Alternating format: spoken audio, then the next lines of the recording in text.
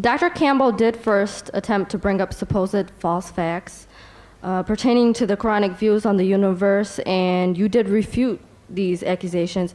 However, it was not addressed what the Bible says about the shape of the earth and its other aspects. The sister asked a question that I did not address regarding what the Bible says about the shape of the earth due to lack of time. I can point out another 100 points, lack of time. Anyhow, sister wants to know what does the Bible speak about the shape of the earth. It's mentioned in the Bible, in the Gospel of Matthew, chapter number 4, verse number 8. It says, the same reference which Dr. William Campbell used about tempting. The devil took him, that Jesus Christ, peace be upon him, to an exceedingly high mountain and showed him all the kingdoms of the earth and its glory. Gospel of Luke, chapter number 4, verse number 5. The devil took him to a high mountain and showed him the glory of all the kingdoms of the world.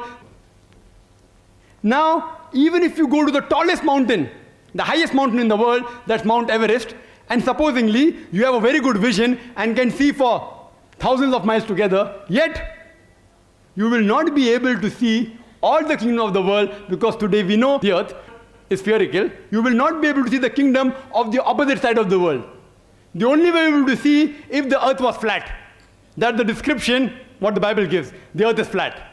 Furthermore, the same description is repeated in the book of Daniel, chapter number 4, verse number 10 and 11. It says in the dream that the tree grew up into the heaven, and there when the tree grew up into the heaven, it grew up so much that everyone from all the ends of the earth, they could see the tree. This is only possible if the shape of the earth was flat. If a tree is very long and the shape of the earth was flat, it's possible.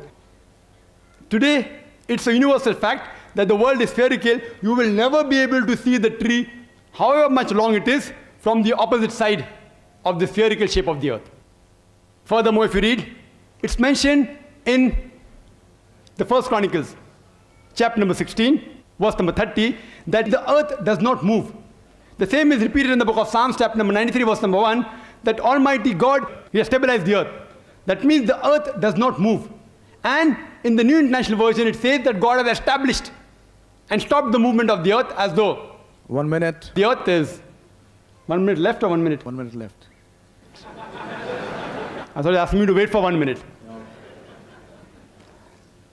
Regarding Dr. William Campbell, he said that Jesus Christ, peace be upon him, said in the Bible in several places that He was God. You can refer to my video cassette, Concept of God in Major Religion, which gives all the references and the answers. I'll only give you the references of what he quoted. And my father of one is from John, chapter number 10, verse number 30. And in the beginning was the word is from John, chapter number 1, verse number 1. You go to the context and you'll come to know Jesus Christ, peace be upon him, never claimed divinity. You can take my cassette, which is available in the foyer outside, Concept of God in Major Religion, and similarities between Islam and Christianity, which give the details that Jesus Christ, peace be upon him, never claimed divinity. Time. Thank you.